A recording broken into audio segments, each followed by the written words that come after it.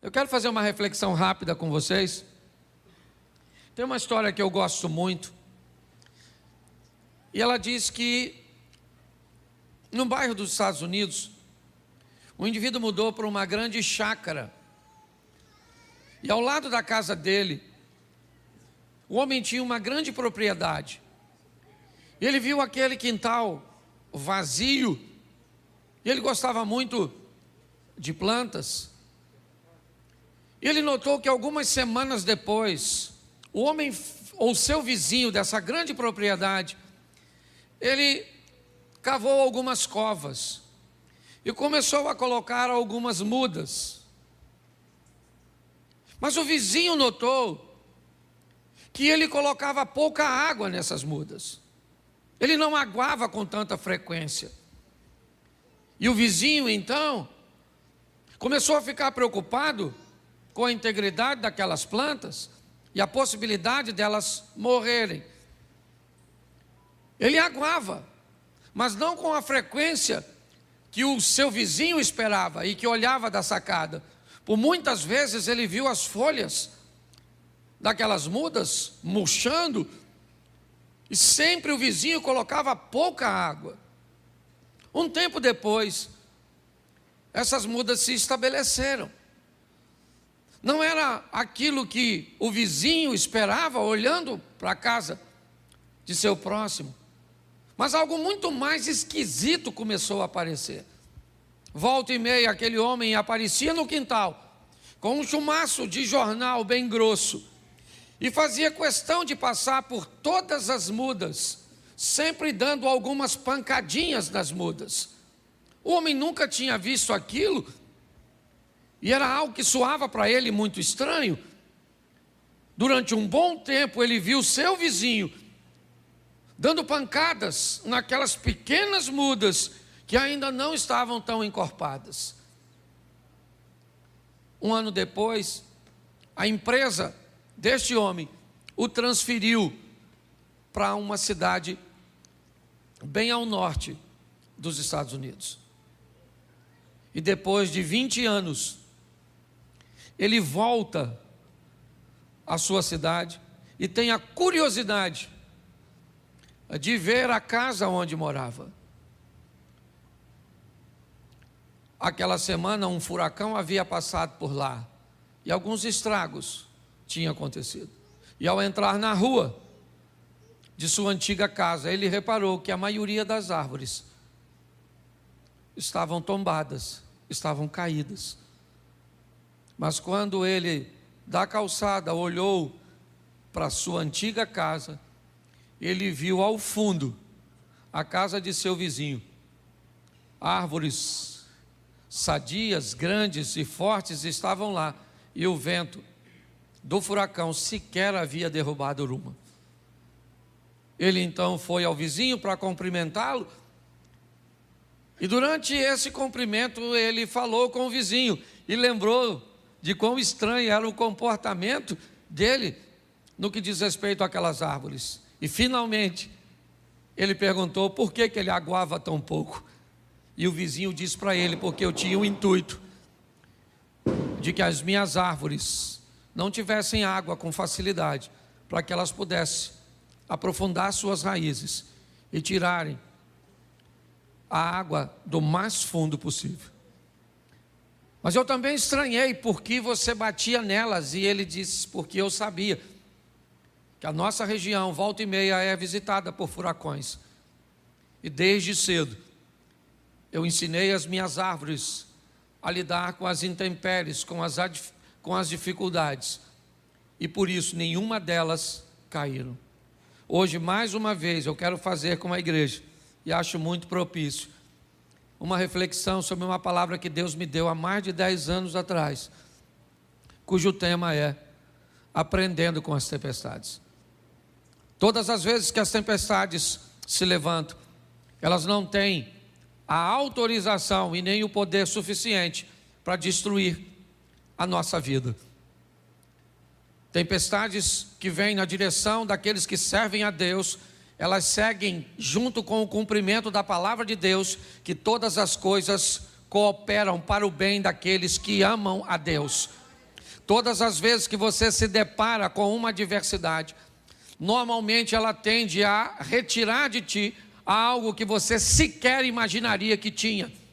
Forças que você jamais imaginou que foi capaz de acessar. Davi jamais imaginou que seria capaz de vencer um oponente tão grande até o aparecimento de Golias. Quem é Golias? Golias é um homem grande, externo, que revela um homem grande, interno, no menino.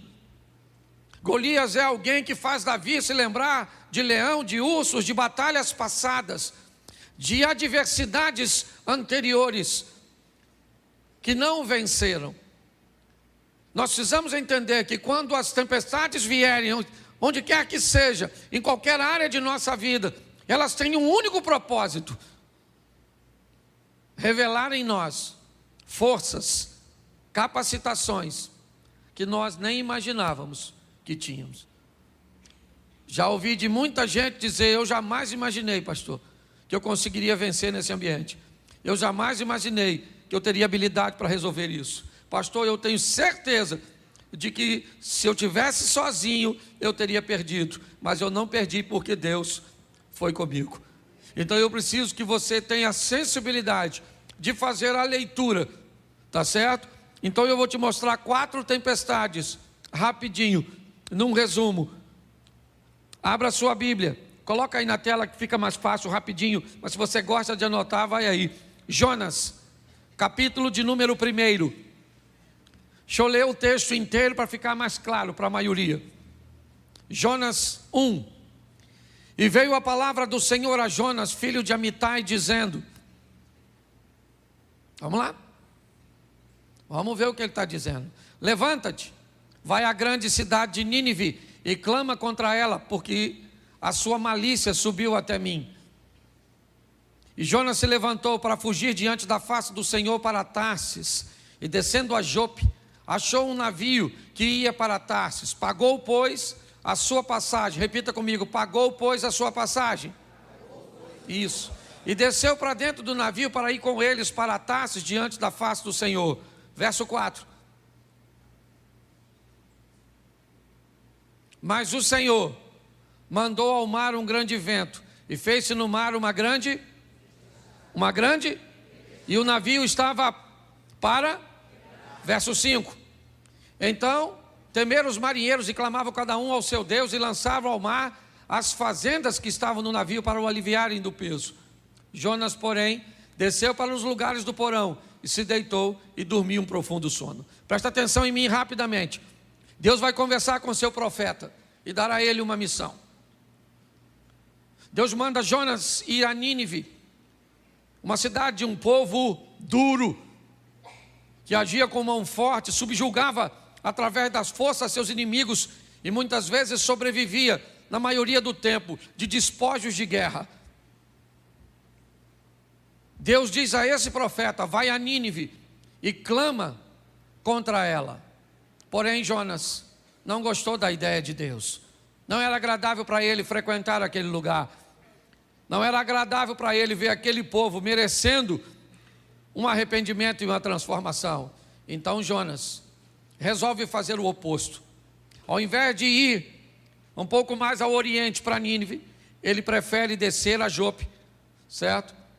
E no porto de Jope pegar um navio para ir para Tarsis, para a Espanha, para o lado contrário, no Mediterrâneo. Ali então, Jonas vai comprar uma passagem, vai entrar numa embarcação para desobedecer a Deus. O texto diz que enquanto ele está naquele navio, uma tempestade se levanta. E o que essa tempestade veio fazer? Essa tempestade tem uma missão. Ela quer conversar com alguém. E com quem? Com quem será que essa tempestade quer conversar? Com o mestre do navio, o capitão do navio. A tempestade quer saber por que ele vendeu o ingresso do seu navio para um desobediente. A tempestade quer saber por que é que ele deixou aquele cara entrar na sua vida, no seu ministério, na sua família, nos seus negócios. Porque tem tempestade que vem na minha e na sua direção com uma única função: denúncia. Dizer para mim e para você que esse tipo de gente, esse tipo de comportamento, esse tipo de negócios, esse tipo de alianças não podem fazer parte de nossa história. Essa é a mensagem que a tempestade vem. Ela começa a chacoalhar o navio. Todo mundo tem medo. E quem é que está trazendo aquela tempestade? Um desobediente? Se tem uma coisa que precisamos ter o máximo de sensibilidade para identificar, é quando Deus está tratando alguém. Quando alguém estiver sofrendo, por favor, antes de se meter no sofrimento dos outros, descubra que tem alguém que ama mais essa pessoa do que você. E esse alguém é Deus. Antes de ajudar alguém, pergunte a Deus se é para você fazê-lo. Porque quando você se mete na vida de alguém que Deus quer tratar defendendo a pessoa, você vira o capitão do navio. Ah, o cara quer me desobedecer? Quer, vou entrar no capitão. Deus falou, vou afundar. O capitão desobedeceu a Deus, sim ou não? Sim ou não? Não, ele nem profeta é, nem sabe de nada. Mas vendeu o ingresso do barquinho dele para o Jonas entrar. Eu não sei se você reparou, mas preste atenção nesse texto. Temeram os marinheiros e clamava cada um ao seu, e fazia o quê? O que eles faziam? Lê para mim. Jogavam fora as coisas de valor. Eles estão perdendo as coisas de valor, jogando fora do navio, quando fora do navio deveria estar o Jonas. Preste atenção, está assim de gente, perdendo o que não precisa perder, porque não tem coragem de jogar fora aquilo que precisa jogar. Nós precisamos ter a sensibilidade. A tempestade veio. O que ela está querendo? Afundar meu navio? O que é? Será que ela tem o cunho de denúncia? Então o que é? É meu comportamento? Tá bom. O que é? O que está acontecendo para que eu enfrente tudo isso? Eles começam a jogar fora e perdem o que não precisa perder. A tempestade para quando eles jogam a carga fora? Não. Então, o capitão do navio começa a vasculhar seu navio. Porque nem sempre o que vai te levar para o fundo é fácil de enxergar. Está diante dos seus olhos. Às vezes o que vai te levar para o fundo é aquilo que você nem percebe, que está escondido. Tem gente com um comportamento tóxico e nocivo e sequer é capaz de identificar porque tem aquilo. Às vezes precisa de um profissional da área psicológica. Eu vou falar para vocês, isso aqui que eu tenho, é herança de uma depressão que eu tive. Foi muito forte. Eu fui para o sítio, eu não queria mais vir para a igreja, eu não queria tomar banho, eu não queria comer, eu não queria fazer nada. Estava cansado, sei lá. Troço doido. Se você já teve depressão, você sabe o que eu estou falando. Só que eu não sabia por que motivo. Aí minha esposa ligou para uma amiga, doutora Ilma. Doutora Ilma foi lá no sítio, ela e seu esposo, veio lá de Vitória, foi lá. Sentou e falou comigo, Cláudio, conversa comigo tudo. Fala da sua vida. Eu falei, o que é que minha vida tem a ver com essa depressão? Está querendo é fofoca. E eu comecei a narrar minha vida para ela. Meu pai casou tantas vezes, me dava para uma família aqui, que me jogava para outra lá, que eu ia para outra lá, e que eu ia para outra lá, e que eu ia para outra cá. E aí, agora eu era pastor de igreja, e aí... Moral da história, ela descobriu que todas as vezes que alguém ia embora da igreja por qualquer motivo, eu sentia a dor da rejeição dos lares que me mandavam embora. Agora você pensa só, se eu não ia morrer com uma igreja que todo dia sai gente, chega gente, sai gente, chega gente, sai gente. Eu não sentia dor nenhuma porque quem chegava, só sentia dor porque quem ia. Quando eu identifiquei o miserável do Jonas, aliás, nem fui eu, fui ela. Quando ela falou: Cláudio, você não... Aí o que você faz? Eu falei: o quê? Eu tenho o prazer de construir. Ela falou: e o que você sente depois que constrói? Vontade nenhuma de entrar no lugar onde eu construí. Olha que loucura. Aí ela me disse: sabe o que é isso, Cláudio? Você só constrói para mandar uma informação para você mesmo, que ninguém nunca mais te manda embora daquilo que é seu. Mas é só você terminar de construir que você não quer entrar e você vai construir outra coisa. Menino, pensa numa cura instantânea. Eu falei: é isso? Ah, então tá bom. Me deu algumas ferramentazinhas e eu fiquei bom. Porque se você não sabe o que te leva para o fundo, às vezes é aquela mágoa, aquele ressentimento, aquela decepção. Lá em 1945, assim que a guerra acabou, e você guarda isso dentro de você. Você conhece alguém assim? Porque tem gente que parece cemitério de coisa ruim. Pois bem, tem tempestade que só vem para denunciar que tem algo dentro de você que precisa sair. Pegaram o Jonas e levaram para fora. E falou: Jonas, quem é tu? Ele falou: eu sou hebreu, desobedeci a Deus e entrei no seu navio. Ele falou: pô, cara, tanto navio para tu entrar? Tu entrou justamente no mesmo, mas o seu que deu para comprar o ingresso. Sabe o que é mais interessante dessa história? É que o Jonas disse que o problema era dele, ou era ele, mas ele pulou? Sim ou não? Porque o problema não vai embora sozinho. Se tem uma coisa que um problema ama, são pessoas adaptáveis.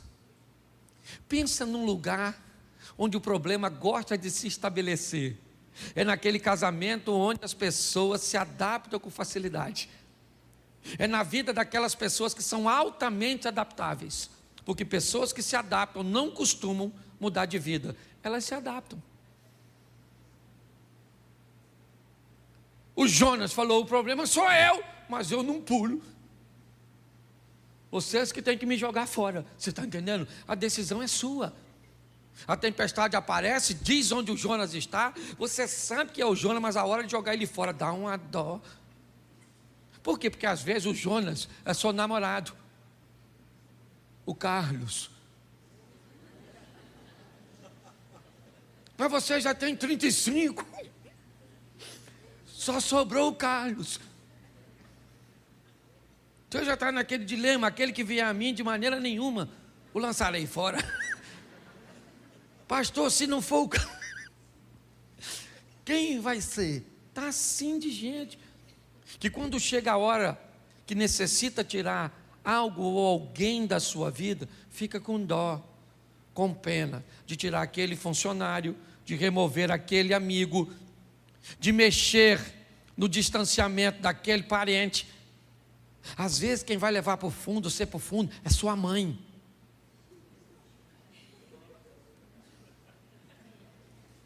Tem uma mãe que é âncora. Se você ver a cara de algumas pessoas. Achou, seu Jonas, né?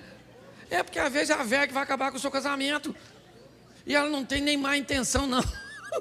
Ela é só um instrumento do inimigo, que nem trabalha full time, às vezes é freelance. Entendeu? É um servicinho de motoboy. Ou de sogra boy. Você consegue entender? Mas tem tempestade que é só para denunciar. Posso ouvir um amém? Amém. Isso, não vou me deter muito nessa não. Marcos 4:7, te mostrar um ambiente bem tempestivo, ou bem perto. Certo? Coloca para a gente. Eu falei Marcos 4:37, perdão. Eu falei 7. Isso. Levantou-se um grande temporal de vento, subiu as ondas por cima do barco, de maneira que já se enchia. Vamos lá?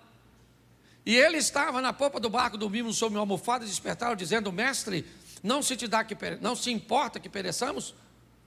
E ele, despertando, repreendeu o vento, disse ao mar: cala-te e aquieta-te. E o vento se aquietou e houve grande bonança. E disse: por que sois tão tímidos? Ainda não tendes fé? E sentiram um grande temor e diziam uns aos outros: mas quem é este que até o vento e o mar lhe obedecem? Olha para mim aqui que eu quero falar com você. Outra tempestade. Ao contrário da primeira, essa não vem denunciar nada. Porque nem todas as tempestades trazem consigo a mesma missão. O que essa tempestade quer? Vamos lá. Jesus diz aos seus discípulos: vamos para o outro lado. Vamos para o outro? Isso. Assim que Jesus diz isso, ele entra no barco e vai dormir. Mas antes de dormir, ele disse o quê? Passemos para o outro. E ele foi. Mas ele disse o quê? Enquanto você não falar, eu não paro. Ele disse o quê? E ele foi. E o que ele fez nessa ocasião? O papel dele. Qual era a missão dele? Dizer: vocês vão para o outro e eu vou. Mas enquanto isso vocês vão. Mas se vier tempestade, problema, desafio, obstáculo, eu já falei que vocês vão para o outro lado. E se eu falei que vocês vão para o outro lado, vocês vão e pronto. Não tem tempestade, não tem problema, não tem crise, não tem nada. Porque eu falei. Então tem tempestade que ela só vem para mostrar para você que Deus está no controle de tudo.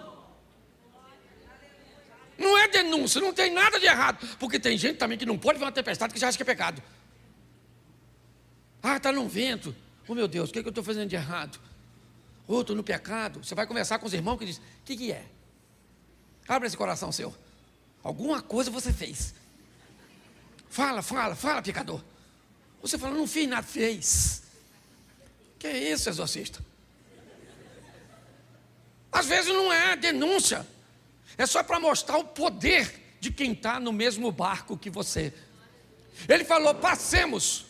Quando ele disse passemos, ele disse: eu vou junto com. E vou, mas vou dormindo. Porque eu já fiz o que eu tinha aqui, que foi autorizar você a atravessar. Foi dormir, e quem é que vem? A tempestade. Porque se tem uma coisa que para crente é com fartura, é tempestade. Não tem miséria, todo dia entra uma. Antes de uma ir embora, você já está vendo outra. É ou não é? E Jesus está dormindo, e lá vem o vento, e chacoalha. Eu imagino eles olhando para Jesus: aí, vai morrer dormindo. Essa porcaria vai afundar, hein? Pensa, o Tomé falando: acho que vai afundar isso, hein? E o Pedro pensando: se afundar eu vou nadando, quero ver Mateus, que é cobrador de imposto. Não sei nem se ele sabe nadar. Aquela tribulação lá dentro. E vão afundar, não vão morrer, não vão perecer, até que alguém vai lá em Jesus e acorda. Eu não sei nem se ele estava dormindo. Falei: ô Jesus, todo molhado, ó. Jesus, eu imagino ele levantando, pensa: e que foi, gente? Chegou? Chegou a tempestade. E está querendo afundar a gente. O senhor não está vendo que nós vamos morrer? Jesus deve ter falado: eu falei, passemos. Ele olha para o vento e diz: ô vento, cala essa boca. Ô mar, fica quietinho, não quero nem marola. Agora é piscina. O vento parou de soprar, o mar ficou calmo. E os discípulos falaram: gente, quem é esse? Como quem é esse? Esse é Jesus que você está andando um tempão do lado dele. E às vezes você precisa de uma tempestade para saber quem ele é, porque sem ela você não conhece. Tem tempestade que ela só vem para mostrar para você o poder do Deus que você. A hora que você reconhece, o problema se desfaz. Sim ou não? E vamos para outra tempestade, para não demorar muito nessa, senão fica numa tempestade só. Mateus 14, 24. Esse é um ambiente também um pouco complicado. Vamos lá. O barco já estava no meio do mar, açoitado porque o vento era isso. Meio que uma tempestade noturna. Ela acaba atingindo o barco que Jesus está com seus discípulos. O que essa tempestade quer? O que esse ambiente ele deseja? Será que é uma denúncia como a de Jonas? Será que é revelar o poder de Jesus que está dentro do barco? Bom, de denúncia não é. De Jesus dentro do barco também não, porque nem dentro do barco ele está. Então, o que essa tempestade vem trazer? O que esse ambiente? 3 horas da manhã, tudo escuro, vento soprando, a água querendo entrar. Jesus aparece andando sobre as águas no meio desse ambiente. E dentro do barco começa a acontecer algumas coisas. A primeira é um temor muito grande, pois eles estão num local que não é a realidade da maioria de seus discípulos, apenas de 4 que eram pescadores. Os outros 8 não estavam preparados para aquilo. Segundo, tem um indivíduo andando em cima d'água e alguém já gritou que é fantasma. Então o caos está estabelecido. Mas o que isso vem trazer? A iniciativa de alguém que está dentro do barco. Tem tempestade que acontece num grupo, mas que só vai dar a lição para uma pessoa só. Tem tempestade que vem numa família com um propósito de criar um novo estilo de vida para apenas uma pessoa.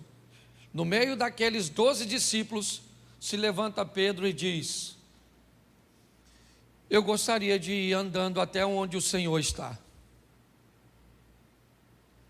Tem alguma coisa de errado. Mas presta atenção, porque a palavra de oferta vai fazer muito significado para você agora. Qual era o local mais seguro nessa ocasião? Qual era? O barco. Se você estivesse lá, onde você ficaria? Essa é a questão. Nós queremos viver o incrível, sensacional, o extraordinário, provar, vencer, romper. Onde? Dentro do barco.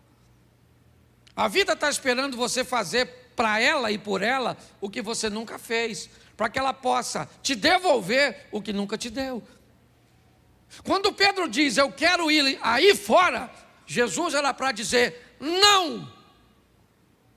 Não tem nada aqui, Pedro. O que você quer vir fazer aqui onde eu estou? Se eu estou indo para aí. Mas Jesus disse para Pedro, vem. Vem, Pedro.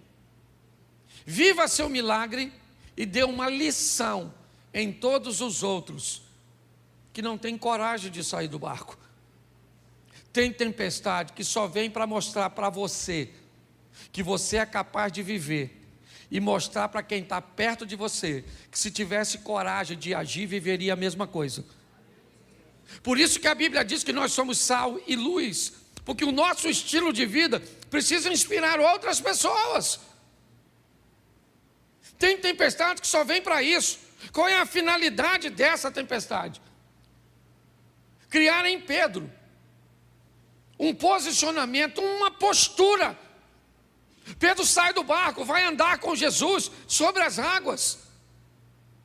E quando ele volta para o barco, quem está dentro do barco diz o quê? Vamos lá. Bota o 25. Vamos embora? 26. Vamos lá.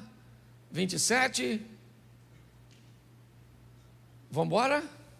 É porque eu não sei qual é, vamos embora. Isso aí, vamos embora, a gente vai chegar lá. Vai embora. Já está no último? Tem o 32? 33? Então aproximaram-se os que estavam no barco e adoraram, dizendo...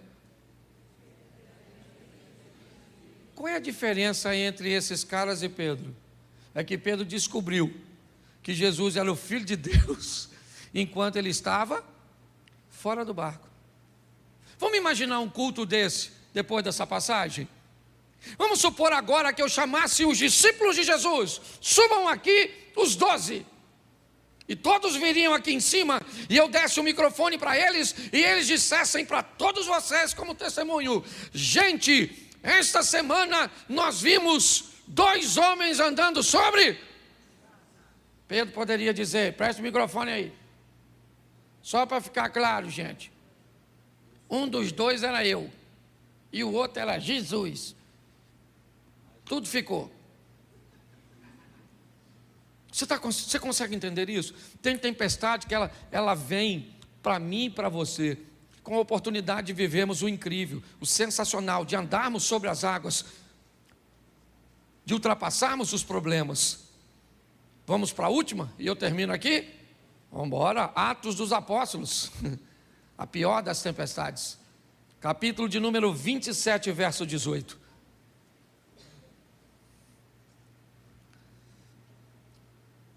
Andando nós agitados por uma veemente tempestade, no dia seguinte, aliviaram o navio, note, jogaram a carga fora. Ao 3º dia, nós mesmos, com as próprias mãos, lançamos ao mar a amarração do navio. Presta atenção, eles começam a tirar toda a resistência ao vento, ok?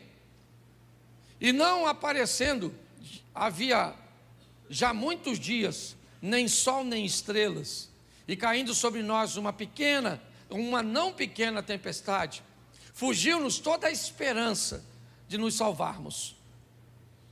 Havendo já muito que se não comia, então Paulo, pondo-se em pé no meio deles, disse: fora na verdade razoável, ó varões, ter-me ouvido a mim e não partir de Creta, e assim evitariam este incômodo e esta perdição.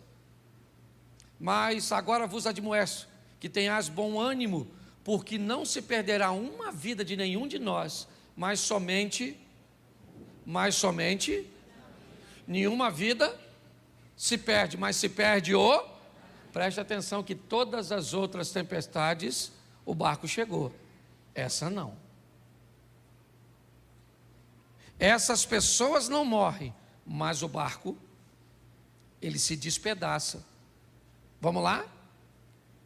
Porque esta mesma noite, o anjo de Deus, de quem sou e a quem sirvo, esteve comigo, dizendo: Paulo, não temas, importa que sejas apresentado a César, e eis que Deus te deu todos quantos navegam contigo. Portanto, ó varões, tende bom ânimo, porque creio em Deus, que há de acontecer assim como a mim me foi dito. É, contudo, necessário irmos dar numa ilha. Vamos lá, pode colocar. Isso.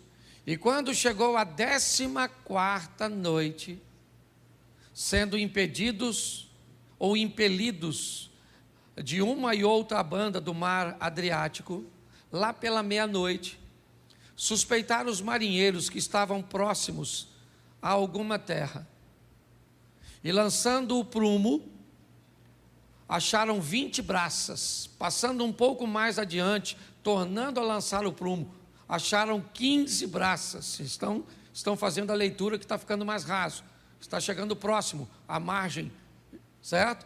E temendo ir dar em alguns rochedos, lançaram da popa 4 âncoras, desejando que viesse o dia.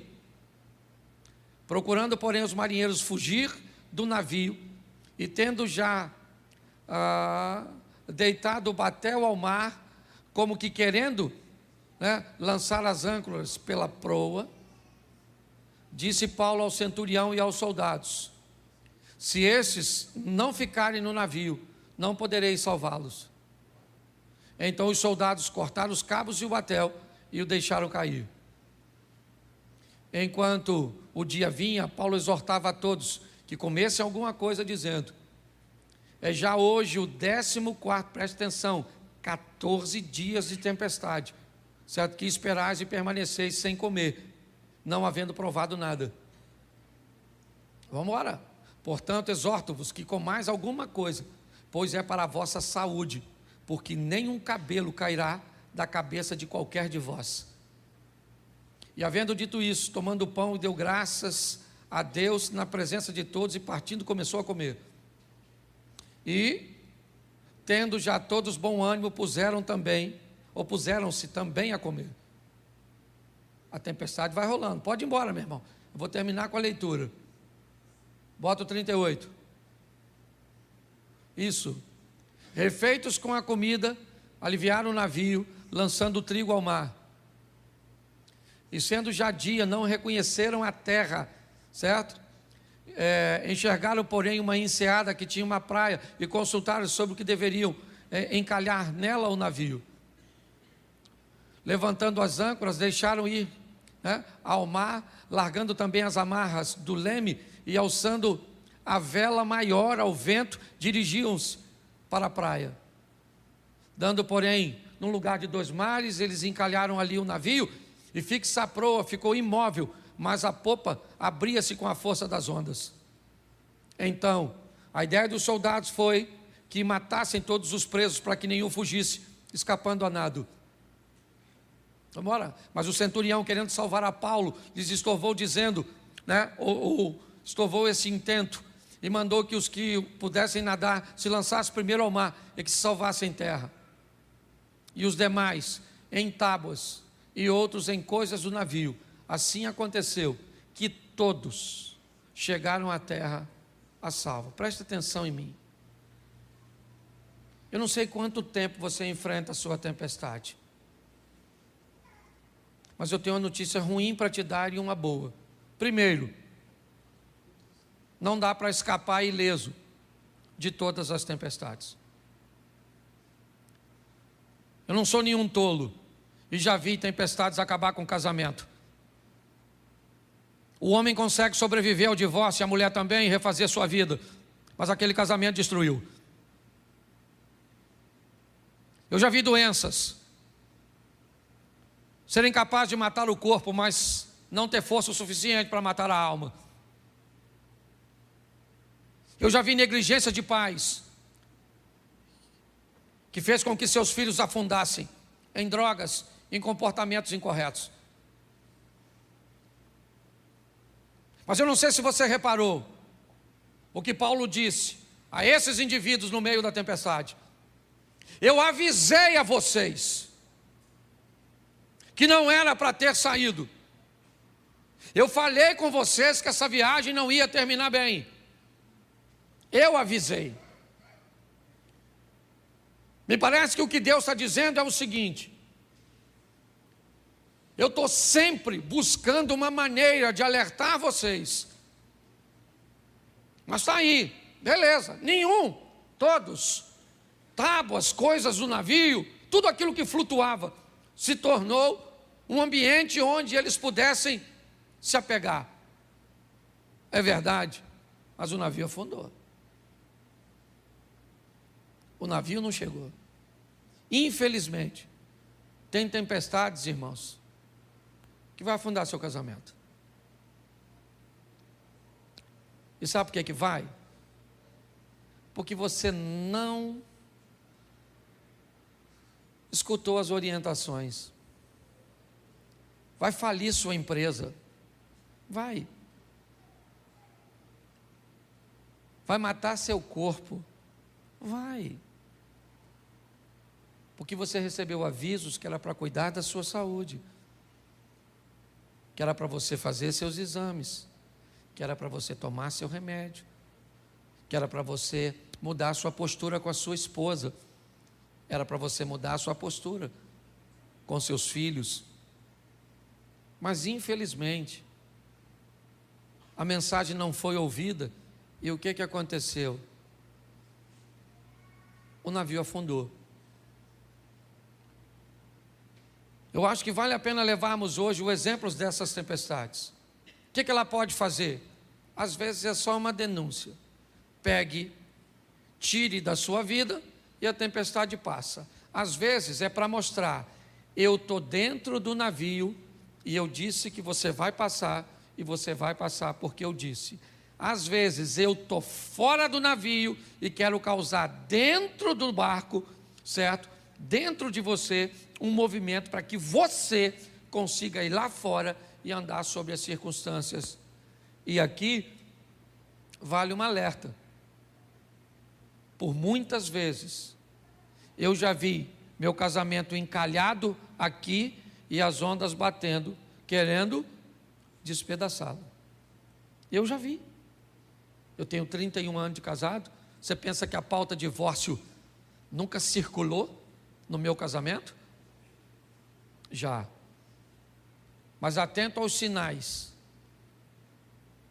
Graças a Deus, sempre deu tempo de tomar uma providência. Vamos sair daqui hoje entendendo que as tempestades vêm e elas não têm o propósito de nos afundar, apenas de nos ensinar. Você pode fechar seus olhos? Pai, em nome de Jesus, não é a primeira tempestade que enfrentamos, não é a última que iremos enfrentar. Sabemos que cada uma delas traz consigo uma mensagem. Sabemos que quanto mais rápido formos capazes de identificar a mensagem, mais rápido ela vai passar. Que nenhuma dessas tempestades cheguem ao limite de afundar a nossa embarcação. Continue conosco, Senhor, pois a tua misericórdia fez com que em todas essas tempestades, seja a de Jonas, seja a de Marcos capítulo 4, a de Mateus capítulo 14, ou a de Atos dos Apóstolos. Por isso, continua conosco, Senhor, nos dando forças para vencermos as nossas tempestades, ou as tempestades que vêm sobre nossa vida. Continue conosco, Senhor, que vem aí a próxima tempestade, e que mais uma vez nós consigamos vencê-la e aprender com ela.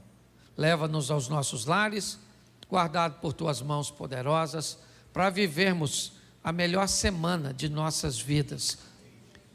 Que seja uma semana de boas notícias, que seja uma semana de bons negócios, que seja uma semana de vitória. Te damos graças por tudo, em o nome de Jesus.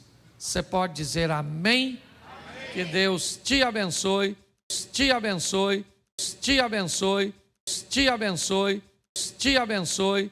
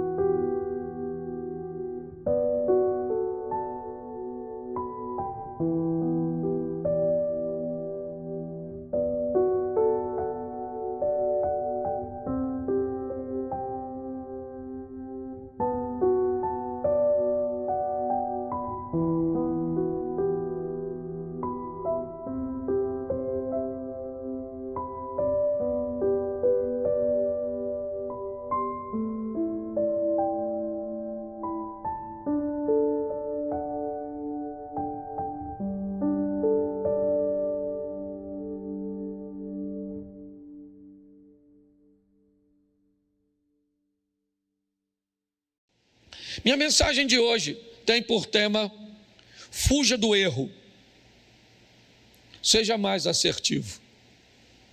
Minha proposta hoje é conversar com você sobre uma instrução dada por Deus através do apóstolo Paulo aos Gálatas, no capítulo de número 6, no verso 6.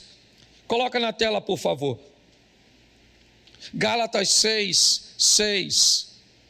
Diz assim: mas aquele que está sendo instruído na palavra, compartilhe todas as coisas boas com aquele que o instruiu.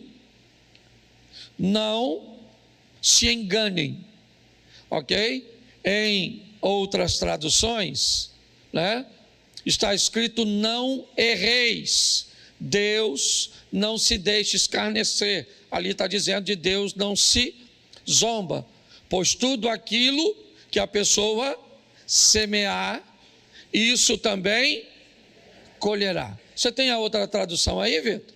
Não, tá certo? Mas repita comigo: não erreis, Deus não se deixa escarnecer, porque tudo que o homem semear, isso também ceifará. Feche seus olhos. Senhor nosso Deus e Pai, em nome de Jesus, eis aqui a tua palavra, continua falando conosco. Usa-me como um canal de bênção nesta hora, em nome de Jesus. Você pode dizer amém? Isso. No ano de revisão é importante nós revermos algumas coisas que estabeleceram nossas crenças. Nós revemos algumas coisas cujas quais nós baseamos a nossa fé e a postura cuja qual nós acreditamos que as coisas vão acontecer. Nós temos que ter muito cuidado quando vamos analisar isso. Primeiro, que algo, para ser considerado uma tese bíblica, precisa, para alguns, de 3 ou mais versículos ou textos que baseiem esta afirmação.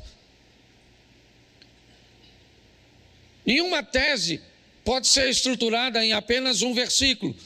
Então, algumas pessoas começam a citar textos isolados, muitas vezes únicos, totalmente separados do contexto que estavam inseridos, na verdade, na Bíblia, e transformam isso numa verdade. E uma das coisas que me parece foi muito interpretada, ou mal interpretada, ao longo da história, foi a crença de que Deus não leva em conta os nossos erros. É de que Deus está sempre pronto a corrigir a rota daqueles que erram. É que está em Deus a obrigação de acertar as coisas, de corrigir as coisas.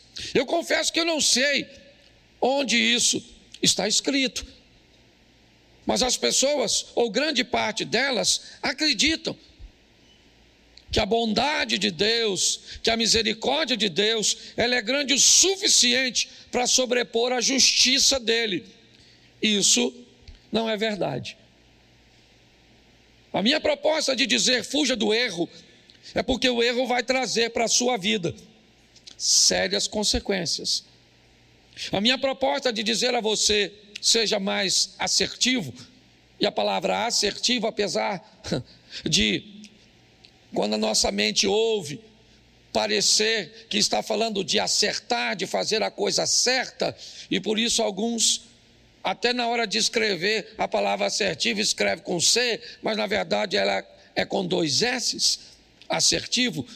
Ela tem a conotação de alguém que está seguro, que está firme, que sabe aquilo que está fazendo, que ao tomar decisões, não tomam decisões de qualquer maneira. São pessoas convictas, firmes, fortes, seguras, que fazem as coisas com objetividade. A vida costuma ser mais generosa para essas pessoas. Elas frequentam a mesma igreja, elas leem a mesma Bíblia, elas cantam os mesmos louvores, elas escutam as mesmas mensagens. Mas as pessoas assertivas, aquelas pessoas que, ao tomar decisões, principalmente em áreas fundamentais de sua vida.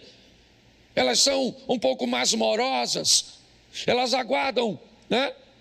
Não são imediatistas, elas costumam retirar da vida mais prazer, mais satisfação. Mas se você não liga para isso, é um direito que você tem. Apesar da Bíblia dizer não erreis, e é isso que eu quero trabalhar com você. Por que é que a Bíblia então diz não errem? Ela não poderia dizer, olha, se você errar, não tem tanto problema assim. Não, ela diz não errem, porque de Deus não se zomba, Deus não se deixa escarnecer.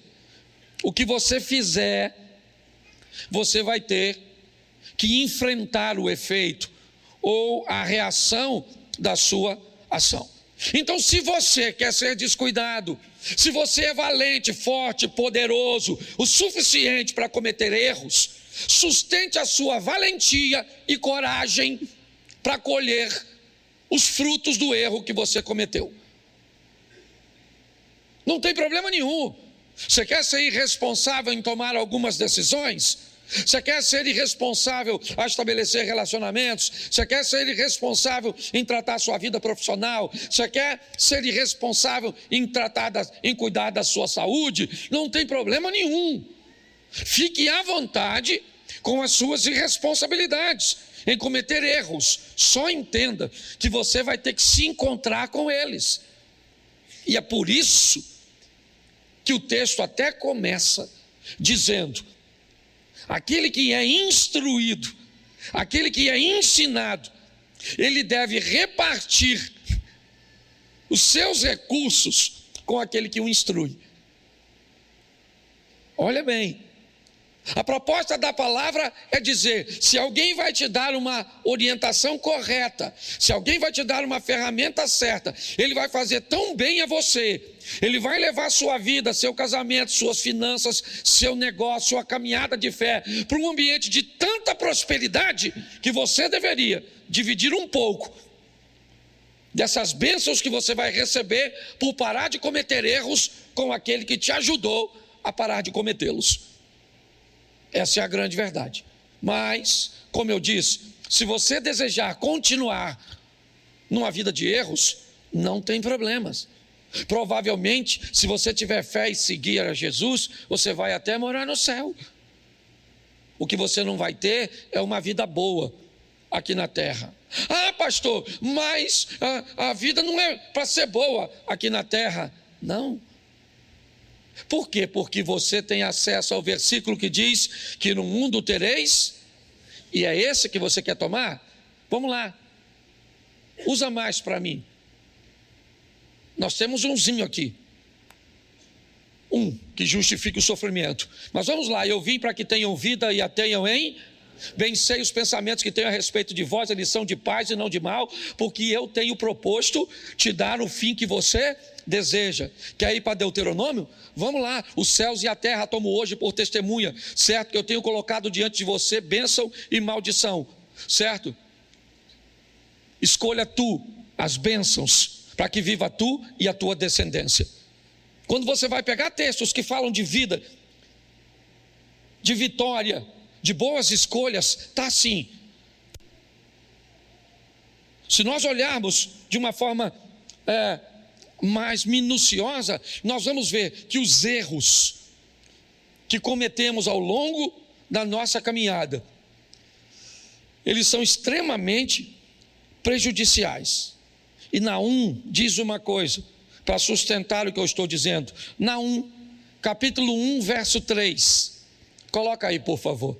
Naum, capítulo 1, verso de número 3. Isso. O Senhor é tardio em, mas grande em, e jamais inocenta um culpado. Jamais inocenta um culpado. Jamais inocenta um culpado. Ah, pastor, mas o sangue de Jesus não me inocentou? Eu era culpado. Ah, aí sim, colocou o texto certinho. certo? O sangue de Jesus foi derramado para pagar um preço, ele é o Cordeiro. Então até você tenha cuidadinho um pouquinho. Eu sei que Deus filtra tudo isso. Se você vai orar, cuidado para não usar o sangue onde você deveria usar o nome, e para não usar o nome onde você deveria usar o sangue. O nome é para uma coisa, o sangue é para outra coisa, tá certo? Nós precisamos rever tudo isso. Ah, pastor, mas Deus entende tudo isso? Entende, é claro que entende. O Espírito Santo, ele corrige muitas coisas que fazemos errada, mas nós estamos num ano de revisão. Por que não entender que precisamos parar de expulsar muitas vezes um demônio usando o sangue? Na ignorância, vale. Mas, né?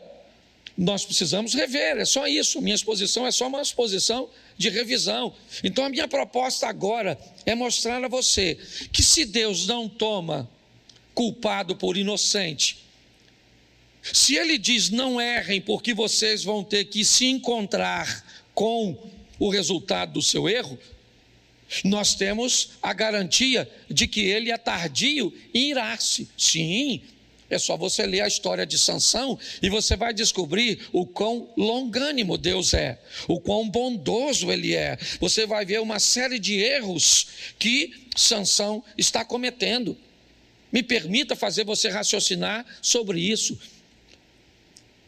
A própria Bíblia, você não tem nenhuma garantia que a força de Sansão estava no cabelo. Ele era um nazireu, como muitos outros nazireus que haviam naquela época. Mas quando você vê ele comete o primeiro erro, Deus tolera, ele comete o segundo erro, Deus tolera, ele comete o terceiro erro, Deus tolera. Conforme ele vai cometendo uma série de erros, chega uma hora que Deus diz, acabou. Aliás, todas as vezes que ele fica forte, a Bíblia nunca diz que a força dele era por causa do cabelo. Sempre diz, o Espírito do Senhor se apoderou de Sansão. O Espírito do Senhor se apoderou de Sansão. O Espírito do Senhor se apoderou de Sansão. O dia que Sansão ficou fraco, o texto diz assim, o que Sansão não sabia é que o Espírito do Senhor não era mais com ele. Então é só a nossa revisão. É só nós olharmos para que a nossa caminhada esteja mais firme, esteja mais forte. Então eu vou te mostrar o erro de algumas pessoas e vamos ver no que deu. Vamos ver se Deus entrou lá para corrigir, para arrumar a coisinha, para passar a mão na cabeça. Vamos ver se é assim que Ele lida, que aí você vai descobrir o quanto pode ser danosa uma gravidez sem um cônjuge, sem uma estrutura estabelecida. Você vai entender que Deus vai perdoar o seu pecado de ter cometido uma vida sexual fora do casamento e você engravidou. Sim, Deus vai te perdoar, você pode morar no céu, sim ou não? Isso. Mas e a responsabilidade que você agora vai ter que carregar de criar essa criança? Então os erros, eles são complexos. Então como pastor, às vezes as pessoas vêm falar comigo, eu falo, cara, gente, é muita bagunça muitas vezes. É uma série de erros que vai trazendo uma vida difícil, de gente que vai morar no céu, mas vai viver o inferno aqui na terra. Então eu vou te mostrar aqui, rapidinho, o primeiro é o erro de Davi. Deixa eu te mostrar o erro de Davi. Segundo o livro do profeta Samuel, capítulo 12, verso 13. Dá uma olhada nesse texto. 12, 13. Está um pouquinho diferente a minha, qualquer coisa eu corrijo a minha tradução e vamos ver se depois a gente coloca a minha aqui. Então Davi disse a Natã, pequei contra o Senhor. E Natã respondeu, também o Senhor perdoou o seu? Isso é fantástico. Sabe o que ele fez? Ele se deitou com a mulher do cara enquanto o cara estava na guerra. Sabe o que aconteceu? A mulher ficou grávida. Sabe o que Davi mandou fazer? Mandou matar o cara na frente de batalha. Ele foi o mandante. É isso. Deus então manda o profeta ir a ele Diga assim: você quer andar bem? Diga, você quer andar bem? Tenha profeta. Isso. Quem é profeta? Profeta é a pessoa que pode dizer para você o que ninguém pode. Você tem que ter alguém que diga para você o que ninguém pode dizer. Alguém que você deu autoridade para chamar sua atenção. Sua atenção quando a roupa está inadequada. A sua atenção quando a sua postura não está correta. Você tem que ter alguém que tenha coragem, né? Ou autoridade, não vou nem dizer coragem, a autoridade de dizer para você o que ninguém pode dizer. Natan era a representação. Aliás, ele é a salvação de Davi. Ele vai à casa de Davi e vai dizer a ele que ele fez isso. Você se deitou com a mulher do Urias, você mandou matar Urias, e Deus viu tudo isso. O que ele disse? Pequei contra o Senhor. Aí o que Natan diz para ele? Também o Senhor perdoou o seu pecado. Você não? Ele tinha que morrer. Velho Testamento, olho por olho, dente por dente. Mandou matar, morre. Natan está dizendo para ele: Davi, você cometeu um erro grave, um pecado capital. Você infringiu um dos 10 mandamentos, o decátulo do Moisés, do próprio Deus. As leis dadas no monte, escritas nas pedras. Estava escrito na pedra, não era à toa. É porque era um registro sério. E agora Deus diz para ele, através do profeta Natan: também o Senhor perdoou o seu pecado. Você não morrerá. Deus te perdoou, Davi. Você não morre. Verso 14. Mas, porque com isso você deu motivo aos inimigos do Senhor a blasfemarem? Bom, Davi, já que com a sua postura, você que é crente, anda com a Bíblia na mão, carrega meu nome, mas com esse tipo de vida que você leva, as pessoas estão falando mal de mim por sua causa. Esse assunto, Davi, veio à tona, de que o meu servo Davi, um menino, filho mais novo de uma família de 8 irmãos, que não tinha nenhuma condição de ocupar o cargo que ocupa, e eu te coloquei aí, te dei as mulheres dos reis ou do rei anterior, e se isso fosse pouco para você, Davi, eu teria te dado mais. Mas agora, Davi, você cometeu um erro, mas fica tranquilo que você não morre. Mas o menino estava doente, e Deus disse: mas o menino morre. Mas Davi, a espada de violência que você usou contra Urias não vai se afastar mais da sua casa. Se deitou com a mulher do Urias em secreto, um dos seus, seu filho, vai deitar com as suas mulheres. Pare e pense.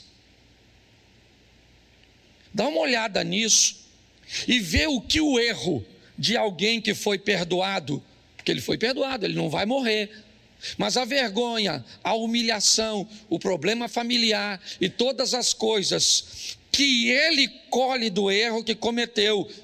Então Davi deveria saber muito bem o texto que nós lemos em Gálatas. Tudo bem que ele não tinha acesso ao texto dessa forma, né? Porque está lá na frente. Não errem. Não errem, porque isso vai dar problema para vocês. Vocês são meus servos, vão morar nos céus, está tudo certinho, mas cuidado com os erros.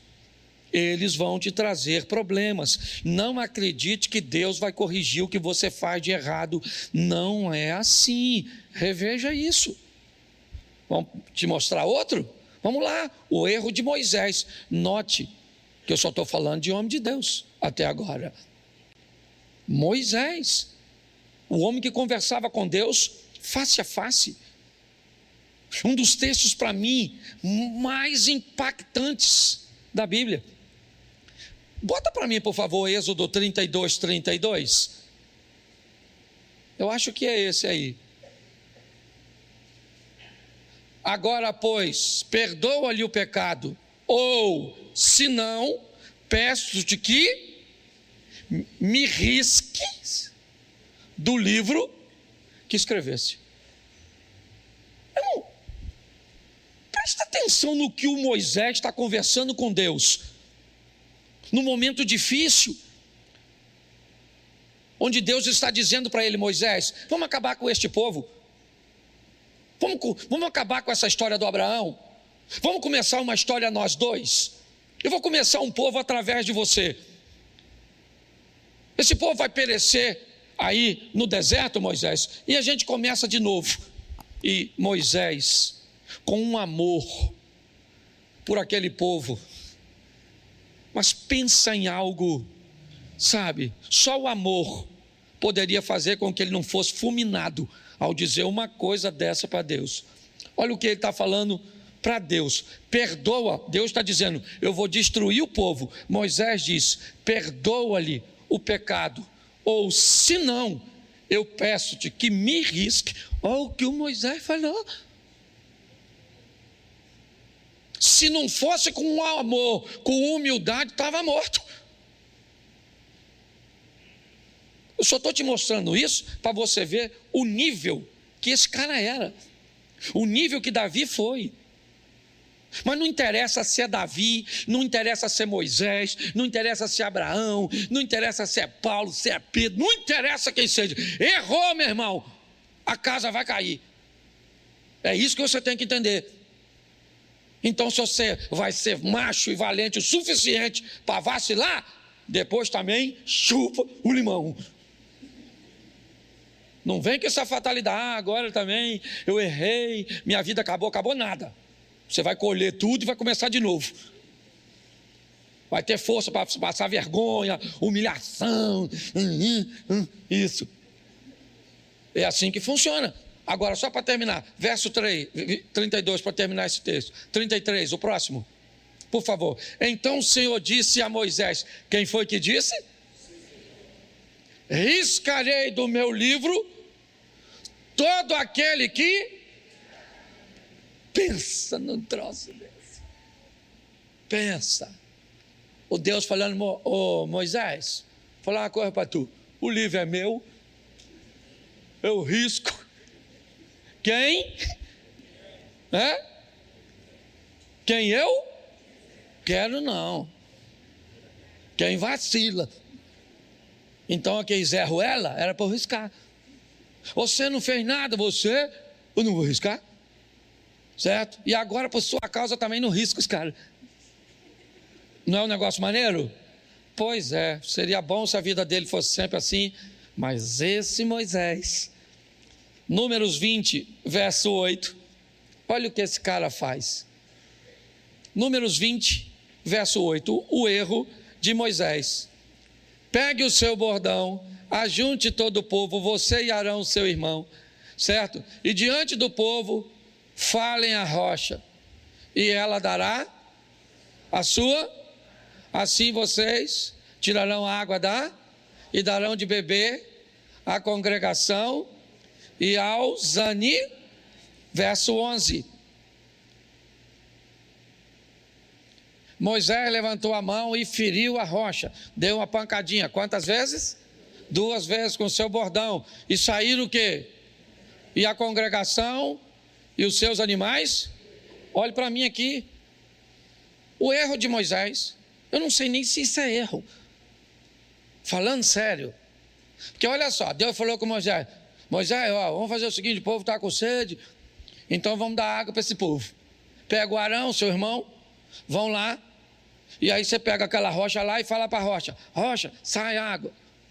E a rocha sai, as pessoas bebem, o gado bebe e está tudo certinho. Lá foi o Moisés. Dizem que ele estava nervoso, eu não estava lá. Mas diz que ele estava chateado, aborrecido, sim. E eu acredito que estava, porque ele estava guiando o povo. O povo estava ruim. E ele tinha todo o direito de ficar nervoso, sim ou não? Porque você também tem. Você só não tem o direito, durante o seu nervosismo, desobedecer e desonrar o nome do Deus que você carrega. Você tem direito de ficar nervoso? Claro que tem, você é gente. Tem hora que parece que... Se o Satanás chegar na sua casa, é você que entra nele. De tão nervoso que você fica em algumas ocasiões. Você tem todo o direito, sim ou não? Claro que tem, você é ser humano. Só que não tem The Walking Dead, zumbizão que não sente nada. Aqui tem hora que você tem raiva, tem vontade de matar, tem vontade de sumir, tem vontade de tudo. Então ele está nervoso sim. Só que Deus falou: Moisés, fala. Ele foi lá e deu 2 pancadas na rocha. O que aconteceu? A água, ó, jorrou. Sim ou não? Saiu água, sim ou não? Está certo, sim ou não? Está certo, sim ou não? O pessoal queria água. Está certo, sim ou não? Claro que está. Só não está para Deus. A água está saindo, o povo está bebendo, animalzinho está bebendo, todo mundo feliz. Eu imagino Deus olhando. Deus tirou Moisés do grupo, levou para o privado. E falou: Moisés, o que eu falei contigo? Eu imagino Moisés falando: que. E Deus falou: seja homem, não gagueja não, maluco. Fez agora. Eu mandei você falar ou tocar? Gente. Onde o cara pecou, eu nem sei. Ele se lascou por causa disso. O Moisés não entrou na terra prometida porque deu 2 pancadinhas numa rocha. Imagine você que bate na sua mulher. Porque a rocha não é filha de Deus, sua mulher é. Quando você for gritar com a sua mulher, pense no sogro. Deus falou: Moisés, tu não vai entrar não, maluco. Dá uma olhadinha aí do Monte Nebo. Olhou? Rapidinho, só um flash, um spoiler. Mas não entra. Gente, dá para ficar indignado, não dá? Se Moisés não entrou dizendo que risca o meu nome do livro da vida, imagine tu, Cláudio. Eu fico imaginando o Zia. Eu fico imaginando eu. Para pensar. Ele entrou sim ou não? O Moisés entrou sim ou não? Não entrou, mano. Só porque deu uma pancadinha na rochinha. O que indica: abra o olho e seja mais assertivo. Faz as coisas com mais convicção. Que o Davi se lascou. O Moisés se lascou. Esse então agora aqui, eu preguei sobre ele esses dias aqui. O erro do Acã. Quem é que não sabe quem é Acã? Levanta a mão. Não sabe. Eu vou perguntar quem não levantou. Quem ele é? Cara, levanta a mão, quem não sabe. Quem tiver de mão baixada, eu pergunto. Olha como é que aumentou o número, ó. Não vou perguntar nada não, eu estou só brincando. Josué capítulo 7, verso 20. Josué 7, 20. Dá uma olhada no erro do Acã. Acã respondeu a Josué: é verdade, eu pequei contra o Deus de Israel e fiz assim e assim. Você já escutou alguém pregar para tu que aquele que confessa alcança misericórdia? Com Acã funcionou não. Ele falou: fiz mesmo, pequei assim e assim. E Deus falou: assim. Então agora provavelmente tudo indica que esse cara foi para o céu, pertencia ao povo de Deus. mas perdeu o privilégio de viver aqui na terra. Por quê? Porque cometeu um erro. Perdeu o privilégio de viver aqui. Porque cometeu um erro. Então, cuidado como nós tratamos. Eu estou pregando para mim também. Como nós estamos tratando isso. Agora, esse exemplo que eu deixei por último para vocês, ele é comovente. Capítulo 31 de Gênesis, verso 30. Sobe para mim no teclado aqui, por favor. Gênesis 31, 30.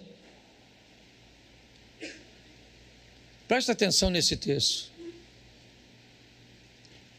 Agora que você partiu de vez, pois está com saudade da casa de seu pai, por que roubou meus deuses?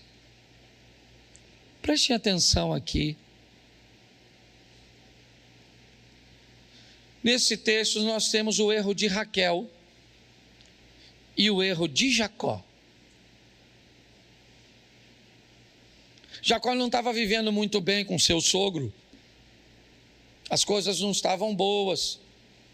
Entendeu? Porque viver com parente nunca foi fácil. Nem para você, nem para o Jacó. Ele está tendo um problema com os cunhados. Os cunhados estão achando que o Jacó está pegando as coisas dele. Aquela coisa assim, que às vezes você bota um pudim na geladeira, morando no quintal. O pudim some. Você tem um cunhado parasita, que toma Coca-Cola toda, anda o dia inteiro com a gaiola de passarinho na rua. Tuí, tio. E você trabalhando. Hã? Você mora no quintal, você tem um filho, no quintal tem mais umas 5 crianças. Você dá um danoninho pro seu filho, tem que prender ele no canto. Come, meu filho, que eu te dou cobertura. Porque essas crianças vê o biscoito, você sabe mais ou menos isso. Isso é vida, comunidade, quase um ambiente indígena. Certo? Uma oca do lado da outra. É mais ou menos assim. E você ri de coisas que te faz chorar, olha lá. Sim. Você lembra quando você morava na casa dos outros? Assim que casou. O quarto não era nem uma suíte. Para fazer amor era terrível. Não podia ter nenhuma sonoplastia. Se algum barulho. Depois, para tomar banho, um abre a porta. Você não sabe se fez amor ou roubou um banco. Não é? Coisa dessa tipo. Só estou mexendo na sua memória, né? Numa revisão. Vale a pena. Ele quer ir embora. As coisas não estão boas. Ele então junta tudo que tem. Jacó tinha maneiras muito esquisitas, muito escusas de resolver as coisas. Fazia parte de seu hábito. Até mesmo depois de se chamar Israel, ele ainda conservava algumas coisas muito ruins na hora de fazer coisas ou resolver alguns problemas. Ao invés de esperar o sogro chegar e dizer eu não quero mais ficar, não vai dar, ele espera o sogro sair numa diligência. Ele então, o sogro não estava em casa, ele pega todas as coisas que era dele e vai embora. O sogro então chega e é avisado de que Jacó foi embora, desmontou suas tendas, pegou seus animais e foi embora. Será que ele não aprendeu quando teve o problema com seu irmão Esaú? Que por pior que seja, deveria ser dito, por mais doloroso que seja, deveria ser exposto. Eu sei que às vezes dizer dói mais do que ficar calado. Agora, ele está indo embora, o sogro chegou, e alguém avisa, ele foi embora. Mas Jacó conduzia crianças, mulheres, animais, não dava para andar tão rápido, apesar de 7 dias Labão então pega seus homens, seus cavalos, e rapidamente acaba alcançando Jacó. O encontro não é dos melhores. Deus, para amenizar a situação, aparece para Labão à noite, dizendo para ele controlar suas emoções e não fazer nada de mal. Labão então encontra com Jacó e diz para ele: eu só não vou fazer nada contra você porque o seu Deus me apareceu de madrugada e falou comigo. Note, ele teve que fugir para não morrer de seu irmão Esaú, e agora mais uma vez ele foge. É de um erro em erros. Mas sumiu alguma coisa da casa de Labão que ele está bem chateado. Algumas imagens de seus deuses desapareceu. Ele só precisava de um motivo. Tem alguma coisa na sua bagagem que não lhe pertence. Eu não estou aqui porque você está indo embora, eu estou aqui porque você me roubou. É isso. A tônica da história é essa. É por isso que eu vim. Porque eu cheguei em casa, tá bom. E Jacó disse: mas eu não peguei nada seu. Faz o seguinte: pode mandar seus homens procurarem, e na bagagem de quem eles acharem, que essa pessoa morra. O que ele não sabia é que quem havia roubado os deuses era sua esposa Raquel.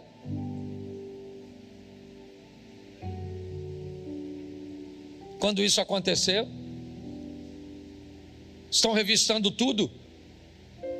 Raquel alega estar menstruada e não podia se tocar no ambiente onde ela estava. Ela então se assenta sobre os ídolos.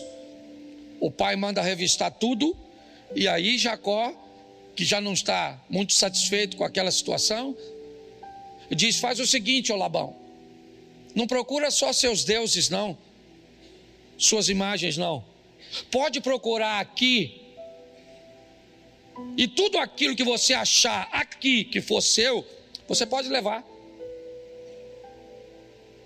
Se tem alguma coisa, se você acha que eu trouxe alguma coisa que não era minha, pode pegar e levar.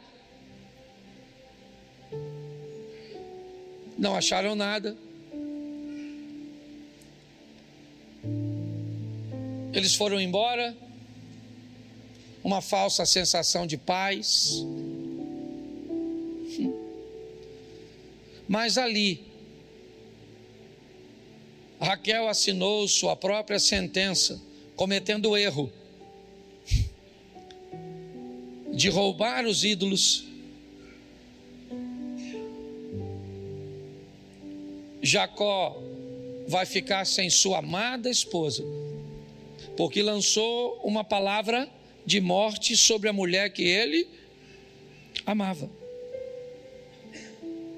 A minha proposta é só mostrar e olhar também um Deus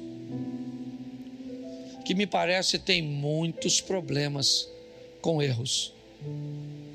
Um Deus que não vai passar a mão na sua cabeça. Um Deus que não vai ter você por inocente se você for culpado. Mas fique tranquilo que Ele também não tem você como culpado se você for inocente. Às vezes um casal vem para mim e me diz: pastor, eu vou me separar de minha mulher.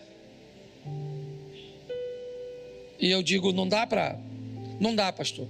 Deus é minha testemunha. Eu digo: então beleza. Se Deus é sua testemunha, não sou eu que vou fazer parte da promotoria. Deus não precisa de testemunhas. Ele só disse algo muito sério: um culpado diante de mim nunca se tornará inocente. O inocente nunca será um culpado. no que diz respeito à salvação, sempre que o culpado trouxer sobre si o sangue do Filho de Deus, ele o torna inocente. No que diz respeito a ir morar no céu, a viver na terra, não. Suas escolhas, elas se tornarão situações cujas quais você vai se encontrar amanhã. Vale a pena refletirmos sobre isso. Se Davi, que era um homem segundo o coração de Deus, errou, Deus disse: não morre. Mas a humilhação que você vai viver por causa do seu erro, ela não vai passar de você. Ninguém vai falar mal a meu respeito, é o que Deus está dizendo, por sua causa, e você vai ficar impune nessa terra. Ninguém vai falar mal de Deus por causa da sua roupa, e você vai. Ninguém vai falar mal de Deus por causa do seu vocabulário, e isso vai ficar assim. Ninguém vai falar mal de Deus porque você não paga, não cumpre suas obrigações. Ninguém. Deus não vai deixar isso barato, não. Você pode ter certeza que você vai ter que se encontrar com isso. Então, a proposta que eu trago para nós hoje é: não erreis. Fuja do erro. Se torne mais assertivo, mais firme